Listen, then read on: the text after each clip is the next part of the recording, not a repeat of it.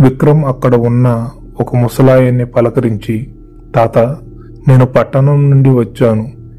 ఇక్కడ రుద్రవిలాసం గడి గురించి తెలుసుకోవడానికి వచ్చాను. రాత్రికి ఉండటానికి ఎక్కడైనా చోటు దొరుకుతుందా అని అడిగాడు. ఆ మాట వినగానే ముసలాయన ముఖం పాలిపోయింది. ఆ గడి పేరెత్తకు నాయనా, అది శాపగ్రస్తమైనది.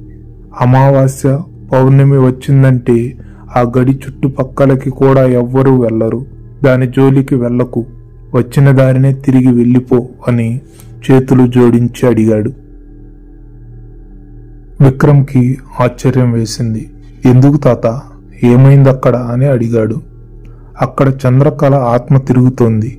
ఆ గడికి వారసులమని చెప్పుకొని వచ్చిన ప్రతి ఒక్కరిని బలి తీసుకుంది.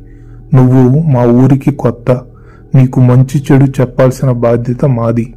ప్రాణాల మీద ఆశ ఉంటే వెనక్కి వెళ్ళు అని చెప్పి గబగబా వెళ్ళిపోయాడు.